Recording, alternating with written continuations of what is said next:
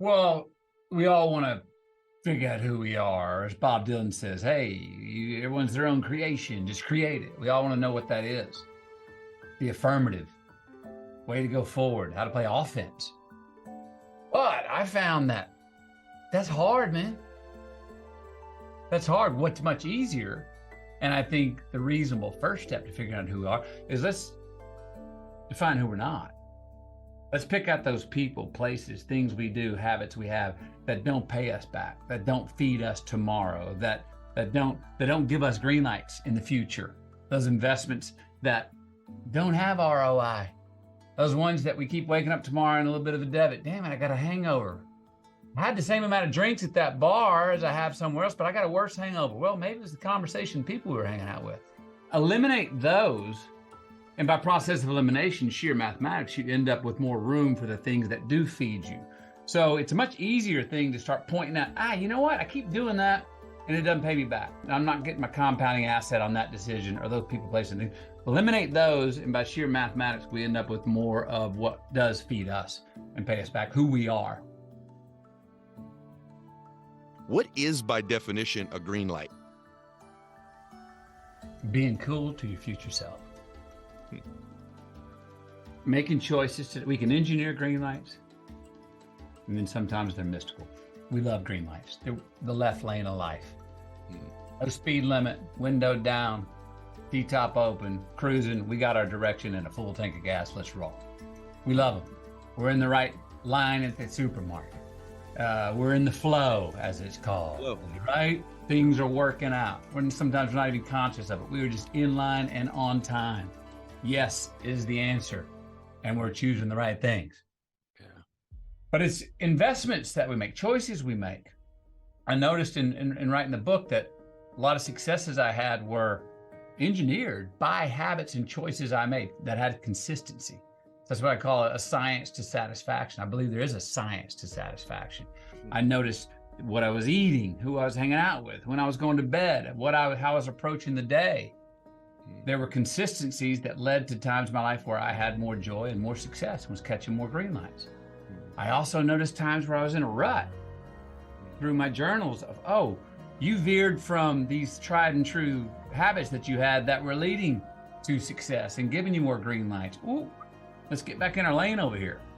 And sure enough, more success and green lights I started to create for myself. We also get those mystical green lights where we're just, man, there's no reason, but there's a lot of rhyme. We met the right person, and damn it, if we'd have, left 5 minutes later or 30 seconds earlier, we might not have met them. They might not be married with the family we have now, or might not have got that job if we wouldn't have been just right there on that time, crossing that person, going through that door as they were coming out. So true. Those don't make any sense at the time, but when you look back, they connect the dots to right where we are. And that gets into more of the art of living. So that's what I call it. The science of satisfaction leads to the art of living. I have never heard this before in my life. To me, they've sort of been very similar things, but you correlate happiness almost to like, we get happiness if we've done something, whereas joy can be present at any time. Talk about that for a second. This is awesome. So happiness, as most of us are taught, or most of us see it, myself included, is result oriented. If then, if I get this, then I will be happy. If I reach this goal, then I will be happy. It's almost like a ta-da moment. If I get enlightened and spiritual, then I will be namaste, whatever it is. And over in my own life and from other mentors and wise men and women in the world, there's no ta-da moment. There's no hill that you get to the top of and you go, finally I did it. Because what do you see? Once you get to the top, that 1,000 other hills or another one that's taller that you're like, so you immediately upgrade your iOS of happiness and you project it into the future again for another hill to climb. So it's a moving target that you're constantly chasing. Now I'm all for the chase and the setting of goals to go reach and the writing of headlines early to tell your story towards that. But what I've noticed is joy is more the verb. Joy is the doing of what we're fashioned to do and enjoying the process of the doing. And if we can get out of our mind that there is a finish line and just enjoy the race and chase ourselves in this race and go, the best we can do is get to the end of this life and say, look back and go, well, I didn't make it to the top, but how many stairs did I ascend? Or how wide did my stairs reach? Or how deep did my roots grow? Just tally it up. Hopefully we're in the black. Hopefully we're in the asset. And if there's life after this, hopefully the prime mover's going, well done. But I mean, I think that's as good as it gets. It's my problem with extra credits today. 4.2 GPAs and participation trophies. No, 100, the top is as good as it gets. There's no such thing as 110%. Maybe we ought to bring back D's in school. You know what I mean? It's like if we can make a B plus in this life, that's damn good. We're never going to get perfection. We're never going to reach 100. We're never going to reach the top of that staircase. And that is what we call happiness, that we keep bumping forward. But if we can enjoy the process along the way, I find that you don't reach lower levels than if you just chased happiness. You actually reach the same levels or more, and you had a pretty damn good time on the way. Society has us living in the third person. We're all running. We're pulling Leon Letts in the Super Bowl. We're returning the kickoff for a touchdown, looking at the jumbotron at the 50, wondering if we're going to make it on SportsCenter best plays. And that's just when we get tackled from behind. When we quit behaving and just doing the behavior of the process and taking the action that we're doing. Look, when I'm doing it, and I think when most people are doing it and in the joy of the process and head down, it's a vacation because it's solely subjective. I'm on an island.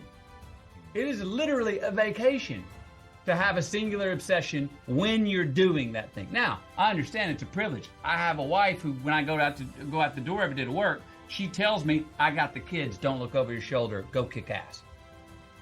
That's a privilege. I understand that.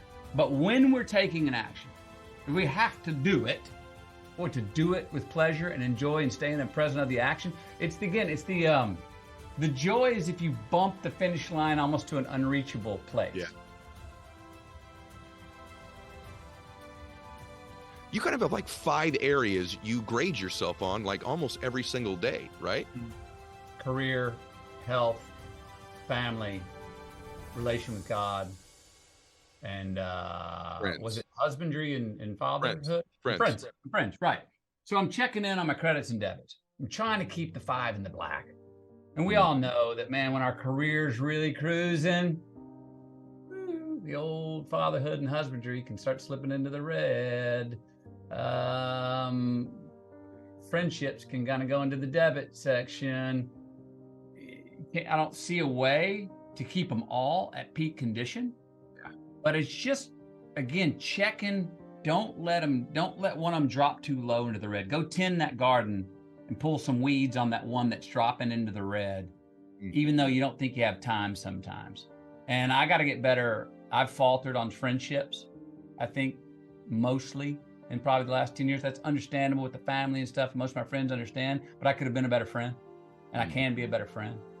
I have to watch careers rolling, and I'm jamming, and I'm just like, let's go. I got to check in with my health.